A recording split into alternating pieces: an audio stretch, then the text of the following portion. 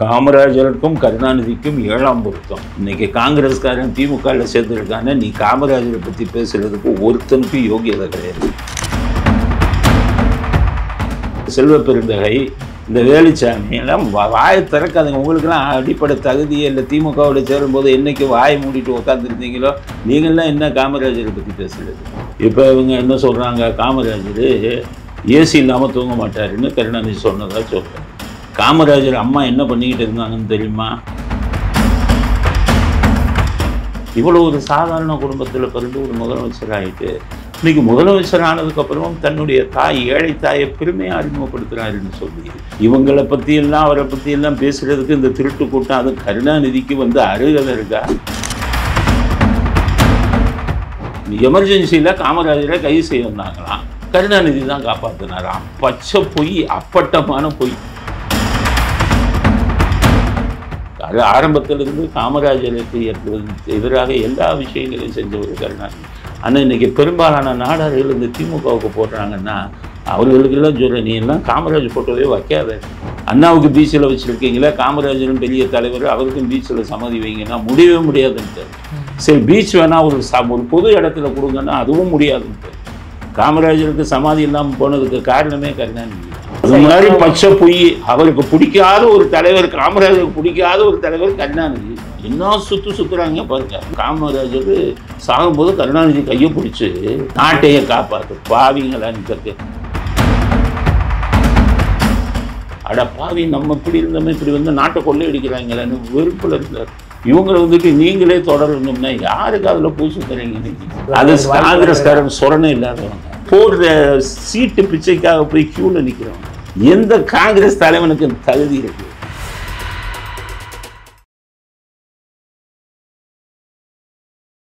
இளைய பாரத நேயர்களுக்கு வணக்கம். இன்னைக்கு நம்ம நேர்காணலில் நம்ம சிறப்பு விருந்தினர் வழக்கறிஞர் வரதராஜன் சார் அவர்கள் தான். சார் வணக்கம் சார். வணக்கம் சார். இப்போ காங்கிரஸுக்கும் திமுகவுக்கும் மிகப்பெரிய மோதலை உண்டாக்கியிருக்காரு திருச்சி சிவா அவர்கள். அதாவது காமராஜரை பற்றி எப்பவுமே நடக்காத விஷயத்த அடிக்கடி சில பேர் சொல்லுவாங்க. எல்லாருமே கொஞ்சம் காங்கிரஸ்காரங்க பொறுத்து பரவாயில்ல கூட்டணியில் இருக்குன்ற மாதிரி அமைதியாக போவாங்க. ஆனால் இன்றைக்கி ரொம்ப கொந்தளிக்கிற அளவுக்கு ஆகிடுச்சே சார். அந்த டைமில் உங்களுக்கு வரலாறுகள் நிறைய தெரியும். அந்த காலத்தில் என்ன நடந்தது சார் காமராஜருக்கும் கருணாநிதி அவர்களுக்கெல்லாம்?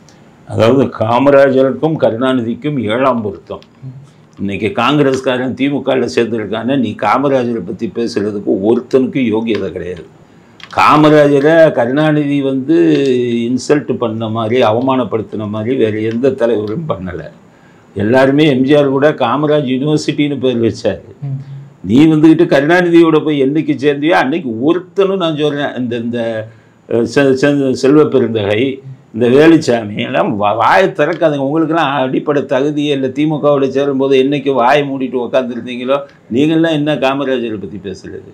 அன்னைக்கே காங்கிரஸ் ஆட்சி இருக்கும்போதே காமராஜரை எருமை மாட்டு தோழன்னு சொல்லி அவருடைய நிறத்தை கேவலப்படுத்தினவர் கருணாநிதி. ஆமாம் சார். இப்போ அவருடைய கார்ட்டூன்லாம் எடுத்து பார்க்கும்போது ரொம்ப கேவலப்படுத்தி அந்த இதில் அவ்வளவு மோசமாக பேசினவர். காமராஜருக்கு அண்ணாதுரை பிடிக்கும், ஆனால் கருணாநிதியை சுத்தமாக பிடிக்காது. ஏன்னு கேட்டிங்கன்னா அவர் துள்ளு முள்ளு பண்ணுவார், எல்லா அயோக்கியத்தனமும் பண்ணுவார். அதனால் அவர் கருணாநிதியை கண்டாலே பிடிக்காது. அவங்கெல்லாம் அமைதியான அரசியல் பண்ணவங்க, நேர்மையான அரசியல் பண்ணவங்க. இது பூரா கள்ள ஓட்டு போடுவான், என்னென்ன வேலையோ பண்ணுவான். இதனால் காமராஜருக்கு கருணாநிதியை பார்த்தாலே பிடிக்காது. இப்போ இவங்க என்ன சொல்கிறாங்க, காமராஜர் ஏசி இல்லாமல் தூங்க மாட்டாருன்னு கருணாநிதி சொன்னதாக சொல்கிறாரு. காமராஜர் அம்மா என்ன பண்ணிக்கிட்டு இருந்தாங்கன்னு தெரியுமா? வயக்காட்டில் களை எடுத்துக்கிட்டு இருந்தாங்க. வயக்காட்டில் எளிமையான குடும்பத்தில் பிறந்தவர் இவர். அவங்க அம்மாவே இவர் முதலமைச்சர் ஆனதுக்கப்புறம் களை எடுத்துக்கிட்டு இருந்தாங்க. இவர் போய் நான் முதலமைச்சர் ஆகிட்டேன், நீங்கள் களை எடுக்காதீங்கன்னு சொல்லலை. ஸோ அந்த மாதிரி குடும்பத்தில் வந்தவங்க, அவங்க எளிமையானவங்க. நேரு பிரதமராக இருக்கும்போது, நேரு தமிழ்நாட்டுக்கு வரும்போது காரில் கூட்டிகிட்டு போகிறாரு ராமநாதபுரம் மாவட்டத்தை சுற்றி பார்க்க. காமராஜர் சுற்றி பார்க்க போகும்போது வழியில், அவங்க ஊர் வெளியில் போகும்போது அவங்க அம்மா அந்த வயல்காட்டில் தான் களை எடுப்பாங்க அப்படிங்கிறது தெரிஞ்சு காரை நிறுத்தினார். இப்போ மற்றவன்லாம் என்ன பண்ணியிருப்பான் தெரியுமா? நம்ம முதலமைச்சரோட அம்மா வயக்காட்டில் களை எடுக்கிறாங்கன்னா அம்மானு இன்ட்ரோடியூஸ் பண்ணவே யோசிப்பான். அம்மான்னு சொன்னால் நமக்கு கேவலம் இல்லைன்னு நினைப்பான். பாரத பிரதமர் வராரு நேரு, அப்படியே காரை நிறுத்த சொல்லிட்டு என்னன்னு கேட்டார், எங்கள் அம்மா இங்கே தான் இருக்காங்க, உங்களுக்கு இன்ட்ரோடியூஸ் பண்ணணும் அப்படின்னு காரை நிறுத்த சொல்லிவிட்டு அவர் நேரு என்ன நினச்சிட்டு வர்றாரு, அவங்க அம்மா பெரிய நிலச்சுவாந்தராக இருப்பாங்க, பெரிய கழுத்து நிறைய நகையை போட்டிருப்பாங்க அப்படின்னு நினச்சிட்டு நேரு கீழே இறங்கி சுற்றி பார்க்குறாரு. அப்போ ஒரு களை எடுத்த அந்த பெண்கள் கூட்டத்தில் அம்மா அம்மானு கூப்பிடும்போது அந்த களை எடுத்த அந்த கையில் சேரோட அவங்க அந்த இது பண்ணிவிட்டு அங்கேருந்து ஓடி வராங்க. அப்போ இதை பண்ண அப்போ சொல்கிறாரு நேருட்ட, இவங்க தான் எங்கள் அம்மா. நேரு அசந்து போயிட்டார். நேருவுக்கு அதுக்கப்புறம் தான் காமராஜ் மேலேயே மரியாதை வந்தது. இவ்வளோ ஒரு சாதாரண குடும்பத்தில் பிறந்து ஒரு முதலமைச்சர் ஆகிட்டு இன்றைக்கி முதலமைச்சர் ஆனதுக்கப்புறமும் தன்னுடைய ஏழை தாயை பெருமையாக அறிமுகப்படுத்துகிறாருன்னு சொல்லி பண்ணிட்டு வந்தவங்க. இவங்களை பற்றியெல்லாம் அவரை பற்றியெல்லாம் பேசுகிறதுக்கு இந்த திருட்டு கூட்டம் அது கருணாநிதிக்கு வந்து அருகதை இருக்கா? இதே கிடையாது. அதனால் இவர் போய் ஏசியில் இருந்தார். அம்மாவே களை எடுத்துக்கிட்டு இருந்தாலே இவர் அந்த மாதிரி குடும்பத்தில் பிறந்தவர் என்ன ஏசி இல்லாமல் இருக்க முடியாதா? சும்மா அவமானப்படுத்தணும். இது காங்கிரஸ்காரனுக்கு வேணுங்கிறேன். இந்த கனிமொழியை இப்போ கண்டனம் தெரிவிக்க சொல்லுங்கள். இந்த கனிமொழி நான் நாடாருன்னு போய் ஓட்டு கேட்குதில்ல இங்கே தூத்துக்குடியில். நாடார் பெருமக்கள் எனக்கு ஓட்டு போடுங்குது. நீ டூப்ளிகேட் நாடார், நீ ஒரிஜினல் நாடாரா? இன்னைக்கு காமராஜர் சொன்னதுக்கு நீ தான் நாடார் பெருமக்கள் ஓட்ட பெருமை அதிக அளவு வாங்குறது தூத்துக்குடியில் நீ தான். நீ முதல்ல கண்டனம் தெரிவிச்சியா? நீ தெரிவிச்சிருக்கணும்ல காமராஜர் எப்படி இப்படி சொல்கிறீங்கன்னு. அதை தூத்துக்குடியில் இருக்கிற நாடார்கள்லாம் புரிஞ்சுக்க மாட்டேங்கிறாங்களே. அவங்கெல்லாம் சேர்ந்து கனிமொழிக்கே திமுகவுக்கு ஓட்டு போடுறான்னா அப்புறம் நீங்கள் எங்கே போய் சொல்கிறது? காமராஜருக்கு யார் சப்போர்ட் பண்ணுவான்? நீயே காலவாரிதைய. இப்போ இப்படி நடந்துருச்சுல. இனி வந்து உனக்கு சொரணை இருக்கிற தூத்துக்குடி இவங்களுக்கெல்லாம் சொல்கிறேன், நாடார் பெருமக்களுக்கு உனக்கு சொரணை இருந்தால் இனிமேல் காலாங்காலத்துக்கு நீ திமுகவுக்கு ஓட்டு போடக்கூடாது. செய்யா? செய்ய மாட்டீங்க. நீங்கள் திருந்த மாட்டீங்கயா? உங்களுக்கு அதுக்கு ஜாதியிலிருந்து ஒரு தலைவர் பெரிய ஆளாக வந்தாருன்னா அவரை தூக்கி பிடிக்க வேண்டியது நீ தானே. இன்னைக்கு வாவு சிதம்பரனார் ஏதாச்சும் சொன்னால் பிள்ளைமார்கள் கொடி தூக்குவாங்க. ஏன்னா எங்கள் ஜாதியை சேர்ந்தவர். பசுமன் முத்துராமலிங்க தவிர ஏதாச்சும் சொன்னால் முக்குளத்தூர் படையெடுத்து வருவாங்க. அவங்க ஜாதி தலைவர் அவங்கவுங்க பாதுகாக்கும் போது நாடார் பெருமக்கள்லாம் இவ்வளவு அசிங்கமாக பேசியிருக்காரு. அவரை எப்படி நீங்கள் வந்துக்கிட்டு ஒரு எதிர்ப்பை கூட நீங்கள் தெரிவிக்கலை, திருப்பி திமுகவுக்கு ஓட்டு போட்டிங்கன்னா அப்புறம் என்ன அர்த்தம் இருக்குது? எப்படி சார் எதிர்ப்பு தெரிவிக்க முடியும்? கருணாநிதி தன்னுடைய அப்பாவே அந்த அளவுக்கு கழிவு ஊற்றிருக்கும் போது எப்படி சார் எதிர்ப்பு தெரிவிக்க முடியும் இடத்துல? அது அப்புறம் எதிர்ப்பு தெரிவிக்க முடியும். அப்போ நீ ஓட்டுக்கு அந்த எந்த மூஞ்சியோட போய் நிற்பீங்க அடுத்ததில்? அதனால தான் நீங்கள் ஜெயிக்க மாட்டீங்க அப்படின்னு சொல்லி தான் அமித்ஷா காலில் விழுந்து ஒரு டம்மி வேட்பாளரை போட சொல்லி உங்களுக்கு வாசன் கட்சியிலிருந்து தானே அவர் எதிர்த்து போட்டாங்க பிஜேபி. ஆக இப்படி ஒரு சந்தர்ப்பவாதிகள் அவங்களுக்கெல்லாம் நீங்கள் தக்க பாடம் கற்பிக்கணும். ரெண்டாவது, ரொம்ப நாளாக ஒரு பொய் சொல்லிக்கிட்டு இருக்காங்க. எமர்ஜென்சியில் காமராஜரை கைது செய்ய வந்தாங்களாம், கருணாநிதி தான் காப்பாற்றினாராம். பச்சை பொய், அப்பட்டமான பொய். என்றைக்குமே இந்திரா காந்தி எமர்ஜென்சியில் யாரை கைது பண்ண வந்தாங்கன்னு சொல்லிடுறேன். வட இந்தியாவில் ஜெயபிரகாஷ் நாராயணன் ஒரு மிகப்பெரிய தலைவர். அவருக்கு வந்து சுதந்திர போராட்டத்தில் அவர் ஜெயிலுக்கு போனவர். அவருக்கு நல்ல செல்வாக்கு இருந்தது. அவர் இந்திரா காந்தியின் சர்வாதிகாரத்தை எதிர்த்து, அடக்குமுறையை எதிர்த்து போராடினார். அப்போ அந்த போராட்டம் வந்து தென்னாட்டில் இல்லவே இல்லை, ஆந்திராவிலையும் இல்லை. ஏன்னா ஆந்திராவில் காங்கிரஸுக்கு செல்வாக்கு, கர்நாடகாலேயும் செல்வாக்கு, கேரளாலேயும் செல்வாக்கு. தமிழ்நாட்டில் அந்த டைமில் இது பண்ணும்போது எம்ஜிஆர் டிஎம்கே விட்டு இப்போ விலகிட்டார். இங்கேயும் போராட்டம் இல்லை, டிஎம்கேயும் வைக்கல, எதுவும் இல்லை. காமராஜர் வந்து அப்போ இந்திரா காந்தியுடன் கருத்து வேறுபாடு ஏற்பட்டு தனி இது வச்சுருந்தார். காங்கிரஸ் தமிழ்நாடுக்கு தனி காங்கிரஸ் வச்சுக்கிட்டு இருந்தார். இந்திரா காந்தி தென்னிந்தியாவை பார்த்து திரும்பவே இல்லை. ஏன்னா இவங்க யாரும் தொந்தரவு கொடுக்கல, போராடலை. அவங்க இதுவே எங்கே இருந்ததுன்னா ஜெயபிரகாஷ் நாராயணனை பிடிக்கணும், அத்வானி, வாஜ்பாய், இந்த எதிர்கட்சி தலைவர்கள்லாம் பிடிக்கணும்னா அவங்கள மட்டும் பிடிச்சி போட்டாங்க. அப்போ இவர் என்ன பொருளியை கிளப்பினார்? காமராஜரை பிடிக்க சொன்னாங்க என்கிட்ட. அதையும் சொல்கிறாங்க அந்த அம்மா. அவங்களுக்கு காமராஜ் எதிரி இல்லை இந்திரா காந்திக்கு. அவங்க ஒன்றுமே சொல்ல, இவர் காமராஜரை பிடிக்க சொல்கிறாங்க. காமராஜருக்கு ஃபோன் பண்ணி உங்களை பிடிக்க சொல்கிறாங்க. எல்லாம் அப்பட்டமான போய் ஊரை ஏமாத்துற போய். அது அவருக்கு தெரியும். காமராஜர் பேச்சை நம்பவே இல்லை. பேசுகிறது பொய், செய்கிறது பொய்ன்னு அவருக்கு தெரியும். அதனால் அவர் கண்டுக்காம தான் இருந்தார் கடைசி வரை. அவர் வந்து ஸ்டாலின் கல்யாணத்துக்கு கூட போய் கெஞ்சி கூப்பிட்டாரு கருணாநிதி. அவர் வருவதாக இல்லை. கடைசி நேரத்தில் இத்தனை தடவை வந்து கூப்பிட்றாருன்னு வேண்டாம் வெறுப்பா வந்துட்டு தான் போனார். இப்போ காமராஜருக்கு வந்து கருணாநிதி என்னென்ன கெடுதல் பண்ணியிருக்காரு அப்படிங்கிறது ரொம்ப பேருக்கு தெரியாது. 1967 காங்கிரஸுக்கு பேர் கெட்டு போச்சு. எலெக்ஷன் வருது, காங்கிரஸுக்கு பேர் கெட்டு போச்சு. அப்போ ஏன்னா அரிசி பஞ்சம் ரொம்ப வந்துச்சு, அதை தீர்க்க முடியலை. மக்கள்லாம் க்யூவில் நின்னாங்க. ஸோ மக்கள் வெறுப்பு காங்கிரஸ் மேலே வந்தது. அப்போ காங்கிரஸ் வந்து இங்கே வந்து ஆட்சியில் இருக்காங்க. பக்தவச்சலம் தான் சிஎம்ஆர். பக்தவச்சலம் நல்லா படித்தவர். இவங்க என்ன பண்ணாங்க, மேடையில் ஒரு குரங்கு படத்தை வச்சுக்கிட்டு பக்கத்தில் பக்தவச்சலம் பார்த்துட்டு இது ரெண்டும் ஒன்றா இருக்கா பாருங்கன்னு சொல்லி மேடைக்கு கேவலப்படுத்தினாங்க பக்தவச்சலத்தை. இன்னைக்கு பக்தவச்சலம் குடும்பத்தினருக்கு கூட இது தெரியுமான்னு தெரியல. மேடைக்கு பக்தவச்சலம் ஃபோட்டோ, குரங்கு ஃபோட்டோ அதே மாதிரி வரைஞ்சி பாரு குரங்கு மாதிரி இருக்காரு பக்தவச்சலம்னா. அப்போ காமராஜர் வந்து எலெக்ஷனில் 1967 எலெக்ஷன் வருது, காமராஜர் நிற்கணும். அப்போ அண்ணாதுரை என்ன பண்ணாருன்னு கேட்டிங்கன்னா கேண்டிடேட் போடுறாரு. கேண்டிடேட் போடும்போது கருணாநிதி அவர்கிட்ட போய் என்ன சொல்கிறாருன்னா, பயங்கர கோடீஸ்வரனை போடுங்க காமராஜர் எதிர்த்து, அவர் தோக்கணும் அப்படிங்கிறது. ஏன் தம்பி எப்படி கேட்குறேன்னு ஒன்றா அதுக்கு அவர் சொன்னார் கருணாநிதி, அண்ணா 1962 நீங்கள் வந்து சட்டசபை தேர்தலுக்கு காஞ்சிபுரம் தொகுதியிலிருந்து நின்னீங்க. காமராஜர் இப்போ என்ன பண்ணார், உங்களை எதிர்த்து நடேச முதலியாருங்கிற கோடீஸ்வரனை போட்டாங்க. அப்போது ஒரு ஓட்டுக்கு 5 ரூபா கள்ள ஓட்டு இதுக்கு வீட்டுக்கு காங்கிரஸுக்கு நடேச முதலியார் கொடுத்து உங்களை தோக்கடிச்சார். என்னை எதிர்த்து அவர் இப்போ இதில் நின்னார், குளித்தலையில் இங்கே இருந்தார், நின்னார் கருணாநிதி. அவரை எதிர்த்து பரிசுத்த நாடாருங்கிற கோடீஸ்வரனை போட்டாங்க. ஆனால் நான் ஒரு 2000-3000 ஓட்டில் ஜெயிச்சிட்டேன். அப்போ நம்மளெல்லாம் தோக்கடிக்க கோடீஸ்வரங்களை நிறுத்தினார்ல. அப்போ அவரை நீங்கள் 67 விருதுநகரில் நிற்க போகிறாரு, மிகப்பெரிய கோடீஸ்வரனை நிறுத்தணும்னு. உடனே அண்ணா சிரிச்சுக்கிட்டே சரி பார்த்துக்கிறேன்ப்பான்ட்டு என்ன பண்ணார், காமராஜர் தொகுதியில் 21 வயது நிரம்பிய ஒரு மாணவர் தலைவர் பே சீனிவாசன் அவரை கேண்டிடேட்டாக அனௌன்ஸ் பண்ணிட்டார். கருணாநிதி குதிச்சுட்டார்.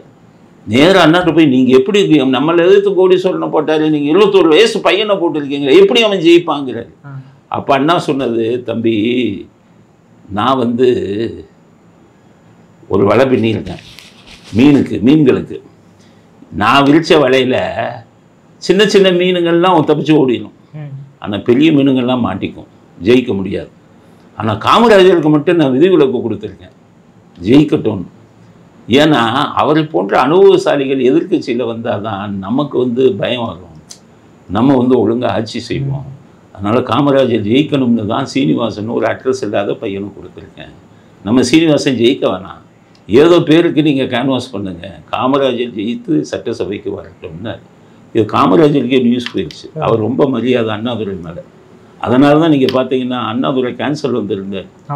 ஹாஸ்பிட்டலில் அந்த பெஞ்சில் போய் உட்கார்ந்தாரு காமராஜர். அந்த நீங்கள் ஃபோட்டோவை பாருங்கள், அதில் கருணாநிதியும் எம்ஜிஆரும் உட்காந்துருக்காங்க. காமராஜர் அவர்கள் இப்போ சிஎம் இல்லை, அங்கே போய் அந்த பெஞ்சிலே உட்காந்தார். அவர் இறக்கும் வரை அவ்வளோ வருத்தப்பட்டார். ஏன்னா அண்ணாதுரை பெருந்தன்மையாக இவர் ஜெயிக்கட்டும் அப்படின்னு விட்டார். ஆனால் அப்புறம் என்ன பண்ணார் தெரியுமா, கருணாநிதி இவர் வச்சே தோக்கடிப்போம்னு சொல்லி கள்ள ஓட்டு ஃபுல்லாக ரெடி பண்ணிட்டார் அங்கே. அடுத்தது அவன் மாணவ தலைவர் நின்னாங்கல்ல, அந்த ராமநாதபுரத்தில் இருக்கிற அத்தனை காலேஜுக்கும் போய் கேன்வாஸ் பண்ணி மாணவரோட பூரா திரட்டிட்டார்.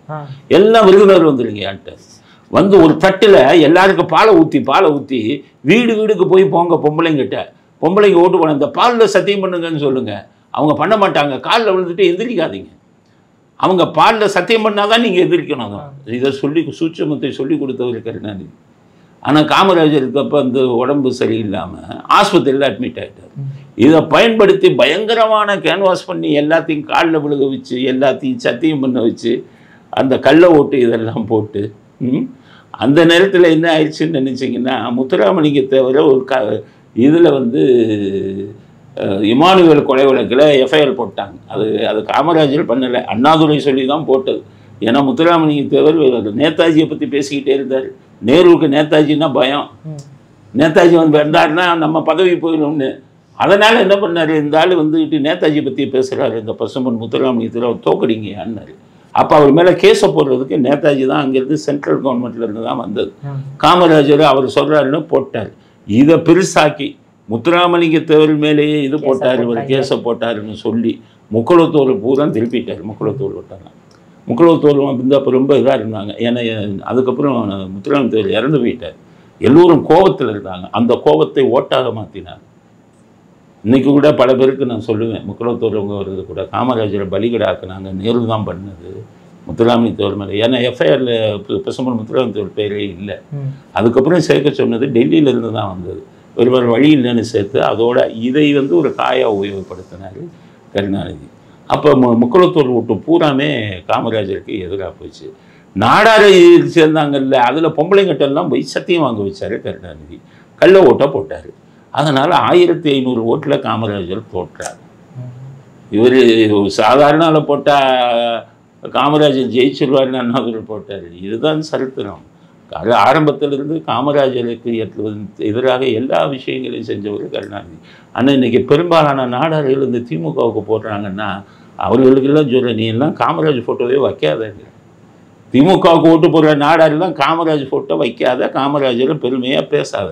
அதை விட நம்பிக்கை தரும். 73 74 73 காமராஜர் செத்துறாரு. அப்போ முதலமைச்சர் அது ஒரு கருணாநிதி. அண்ணாவுக்கு பீச்சில் வச்சுருக்கீங்களா, காமராஜரும் பெரிய தலைவர், அவருக்கும் பீச்சில் சமாதி வைங்கன்னா முடியவே முடியாதுன்ட்டார். சரி பீச் வேணால் ஒரு பொது இடத்துல கொடுங்கன்னா அதுவும் முடியாதுன்ட்டார். காமராஜருக்கு சமாதி இல்லாமல் போனதுக்கு காரணமே கருணாநிதி தான். ஆக கருணாநிதி காமராஜருக்கு செஞ்ச துரோகங்கள் கொஞ்சம் நெஞ்சம் இல்லை. இன்றைக்கி காமராஜ் சிலை இருக்குது. காமராஜ் பிறந்த நாள் அன்னைக்கு இது இப்போ மாலை போட போகிறாங்க, தமிழிசை சௌந்தரராஜன். படிக்கட்டுலாம் உடஞ்சிருக்குங்கிறாங்க, ஏறவே முடியலைங்கிறாங்க. அப்போ இவங்களுக்கெல்லாம் காமராஜருக்கு எதிரிகள் தானே இவங்க. இன்னைக்கு அது வெளியில் வந்துடுச்சு திருச்சி சிவா மூலமாக. அத்தனை திமுக தலைவர்களும் காமராஜருக்கு எதிரானவர்கள். ஆனால் இந்த நாடாளுவங்கள்லாம் போய் அவர்களுக்கு தான் ஓட்டு போடுவாங்க. அதுக்கடுத்தது இந்த காங்கிரஸ்காரெல்லாம் வெக்கம் இல்லாமல் இன்னைக்கு பேசுகிற வெக்கம் இல்லாமல் எதுக்கு அவன்கிட்ட போய் கூட்டணி சேர்ந்தீங்க? நீங்கள் கூட்டணி சேர்றவன்லாம் அவங்கள பற்றி பேசுகிறதுக்கு ஒன்றும் இதே கிடையாது, உங்கள் அருகதையே கிடையாது. எதுக்கு நீ பேசுகிற? நீ தான் எல்லாத்தையும் வித்துட்டு தானே அங்கே போய் அவனோட கூட்டணி சேர்ந்த. காமராஜருக்கு இவர்கள் செய்யாத துரோகமா? இன்னும் நிறைய விஷயங்கள் இருக்குது உங்கள் பண்ணுன்னு. இவ்வளோ துரோகம் பண்ணவரையா சார் போய் கையை பிடிச்சிட்டு இந்த நாட்டை இந்த ஜனநாயகத்தை நீங்கள் தான் காப்பாற்றணும்னு எப்படி? அது மாதிரி பச்சை பொய். அவருக்கு பிடிக்காத ஒரு தலைவர், காமராஜருக்கு பிடிக்காத ஒரு தலைவர் கருணாநிதி. என்ன சுற்றுறாங்க பாருங்க.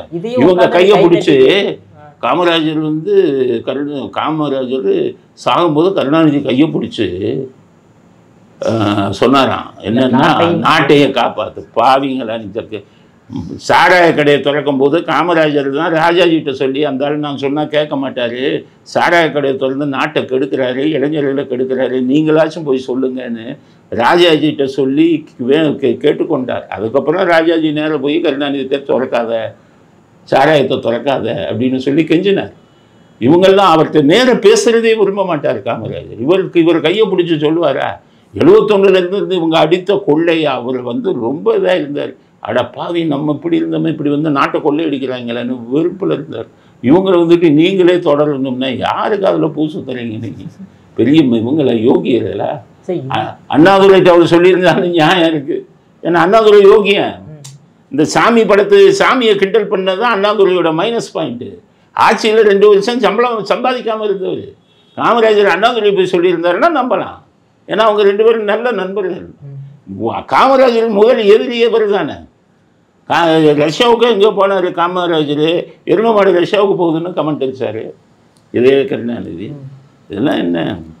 அதனால் வேஷம் போடாதீங்கன்னு தான் சொல்லி டிஎம்கே கேட்டேன். காங்கிரஸ் கண்டு சொன்ன அந்த பேர் எடுத்துருங்க. நீங்கள் இந்த வரலாறுலாம் தெரியாமல் சார் ஸ்டாலினோட ஆட்சி வந்து காமராஜர் ஆட்சி மாதிரி இருக்குன்னு சொன்னாங்க. அதான் காமராஜரே கேவலப்படுத்துறது. இவங்க காமராஜரை போய் கம்பேர் பண்ணலாமா? அது சாகுற அன்றைக்கி 100 ரூபா தான் கையில் இருந்தது சாப்பாடு இதில் பாக்கெட்டில். உனக்கு பூரா 1 லட்சம் கோடி சொத்து வச்சுருக்க, 3 கோடி 4 கோடி காரில் ஸ்டாலின் வர்றாரு. 100 ரூபாயை கையில் வச்சுட்டு செத்து அதில் போய் காமராஜர் ஆட்சின்னு சொன்னீங்கன்னா அது கேவலம் இல்லையா?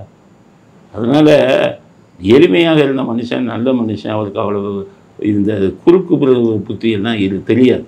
கள்ள ஓட்டு போடுறதுன்னா தெரியாது. இந்த ஃப்ராடு பண்ணுறது, பித்தலாட்டம் அதெல்லாம் தெரியாது. அதனால் அவர் இதெல்லாம் இவங்க பண்ணுறதுனால இவங்களை பிடிக்காமையே இருக்கார். எம்ஜிஆருக்கு மேலே அவருக்கு ரொம்ப மரியாதை உண்டு. ஆமாம் சார், எம்ஜிஆருக்கும் காமராஜர்களுக்கும் எம்ஜிஆருக்கு மேலே வரும். ஏன்னா எம்ஜிஆர் 1962 ஒரு மேடையில் பேசும்போது, அண்ணா நான் திமுகவில் இருக்கலாம், ஆனால் எம்ஜிஆர் முதல்ல காங்கிரஸில் தான் இருந்தார். எம்ஜிஆர் வந்து அவருடைய நான் என் பிறந்தேன் புத்தகத்திலே எழுதியிருக்கார், நான் காங்கிரஸில் தான் இருந்தேன். நேதாஜி காங்கிரஸை விட்டு எப்போ விலகிறாரோ, காந்திஜி நேதாஜிக்கு செய்த துரோகத்தை அதில் இன்டைரக்டாக எழுதியிருக்காரு காந்தியை வந்து எதிராக. நேதாஜிக்கு இழைக்கப்பட்ட மிகப்பெரிய துரோகத்தை எதிர்த்து தான் நான் வந்து காங்கிரஸ்லேருந்து விலகினேங்கிறாரு. அதுக்கப்புறம் அண்ணாவின் பேச்சால் ஈர்க்கப்பட்டு திமுகவுக்கு வந்தேங்கிறாரு. 1962 காமராஜர் ஆட்சி நடந்திருக்கு. மீட்டிங்கில் பேசும்போது அண்ணா காமராஜ் தான் எனது தலைவர்னார். ஏன்னா காங்கிரஸோடு சேர்ந்தவர். காமராஜ் என் தலைவர், அண்ணா எனது வழிகாட்டினார். அண்ணா எனது வழிகாட்டி அப்படின்னாரு. அதனால தான் காமராஜர் வீட்டுக்கு யார் போனாலும் சாப்பிடுங்கம்பாரு, ஆனால் வற்புறுத்த மாட்டார். ஏன்னா அவங்க வீட்லேயே சாதாரண சாப்பாடு தான் இருக்கும். வர்றவங்க பெரிய ஆளுங்க வருவாங்க, அவங்களுக்கு ஏற்ற மாதிரி இருக்காது. அப்போ சாப்பிடுங்க அப்படிம்பாரு. அவங்க இல்லைன்ட்டா விட்டுருவார். ஏன்னா வசதியான சாப்பாடு இருக்காது. அப்போ இவர் எம்ஜிஆர் ஒரு தடவை போகும்போது எம்ஜிஆர் சாப்பிடுங்கங்கிறாரு. அவர் இல்லைன்னா எனக்கு சாப்பாடு வந்துருச்சு, நான் இதுக்கு போயிடுறேன், ஷூட்டிங் போகிறேன், சாப்பிட்டுக்கிறேன். மறுபடியும் 2வது தடவை வற்புறுத்தலை. தொடர்ந்து 3-4 தடவை வற்புறுத்தணுன்னா அவருடைய உதவியாளருக்கு வந்து ரொம்ப இதாகிடுச்சு. என்ன வித்தியாசமாக இருக்க, ஒரு தடவை கேட்பாரு சாப்பிடுங்கன்னு, அதுக்கப்புறம் விட்டுருவார். இவர் 3-4 தடவை வற்புறுத்துறாரு அப்படின்ட்டு அவர் போகணுன்னா கேட்டிருக்காரு. ஐயா அவர் ஏன் 3-4 தடவை வற்புறுத்துறீங்க?